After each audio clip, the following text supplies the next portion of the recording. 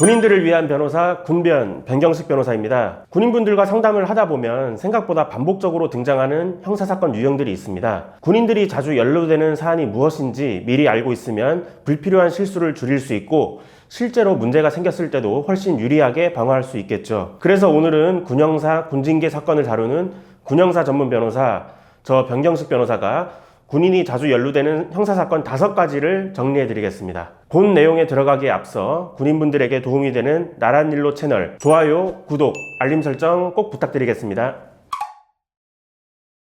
첫 번째, 성범죄 사건입니다. 정말 가장 많이 상담이 들어오는 유형 중 하나입니다. 유형이 정말 다양한 편인데요. 강제추행, 중강간, 카메라 등 이용 촬영부터 통신매체 이용 음란죄, 성매매, 아청법 위반, 미성년자 의제 강간 등 사안의 종류도 구체적인 상황도 매우 다양하게 들어옵니다. 특히 성범죄는 직업군인, 병사를 가리지 않고 상담이 들어오는 분야인데요.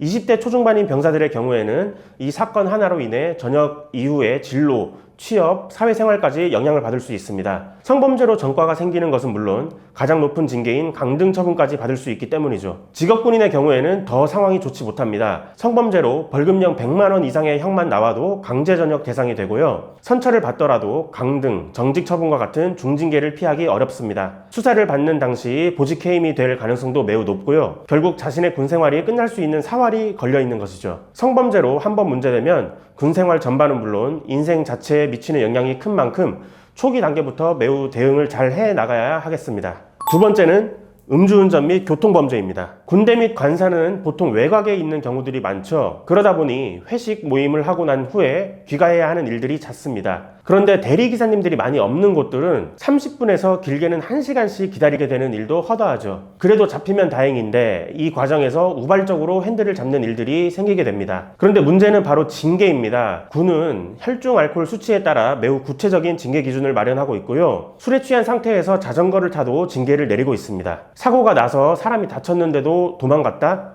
뺑소니죠. 그러면은 해임 파면 처분을 받게 됩니다.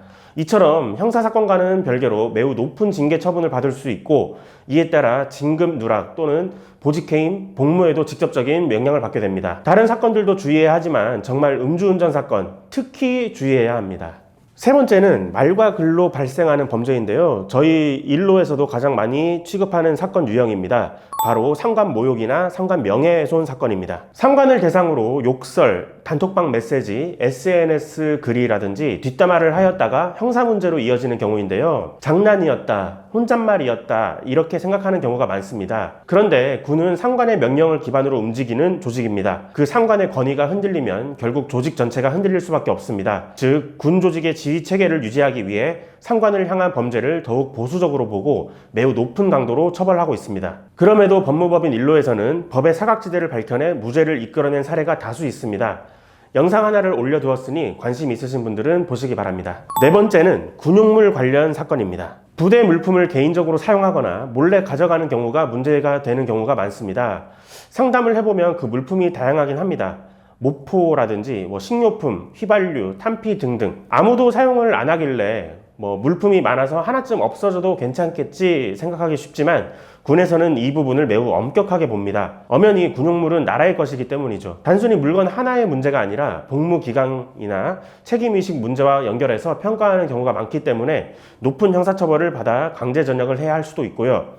기소유예나 벌금형 등 선처를 받았다 하더라도 중징계를 피할 수는 없을 겁니다. 마지막 5번째는 근무지 이탈 사건입니다. 잠깐 자리를 비운 건데 큰 일이 생길까 생각하실 수 있죠. 하지만 군에서는 이 부분을 단순히 잠깐 자리 비운 것으로 보지 않습니다. 군인은 기본적으로 허가 없이 근무지를 이탈할 수 없고 이 기준은 생각보다 엄격하게 적용됩니다. 그래서 승인 없이 자리를 비운 경우라면 그 자체로 복무 위반이 되어 징계 대상이 될 수 있습니다. 여기서 더 중요한 건 상황에 따라서는 단순 징계를 넘어서 군형법상 군무 이탈 문제까지 이어질 수 있다는 점입니다. 예를 들어 정당한 사유 없이 군무를 피하려는 의도가 인정되거나 이탈 시간이 길어지거나 임무 수행에 실제로 영향을 준 경우라면 형사 문제로 번질 가능성도 있습니다. 결국 이 사건은 얼마나 오래 자리를 비웠느냐만의 문제가 아니라 상관의 허가가 있었는지 여부, 당시 상황이라든지 근무에 미친 영향까지 종합적으로 판단하게 됩니다. 그래서 단순한 실수라고 생각했던 일이 징계는 물론 형사 문제까지 이어질 수 있기 때문에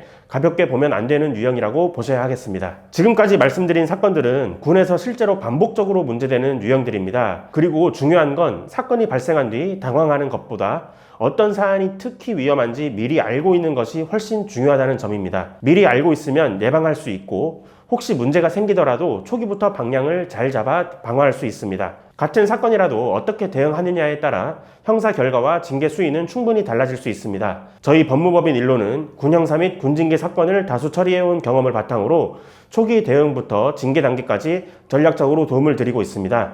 관련 문제로 고민 중이시라면 언제든 편안하게 연락 주시기 바랍니다. 지금까지 군인을 위한 변호사 군변 변경식 변호사였습니다. 감사합니다.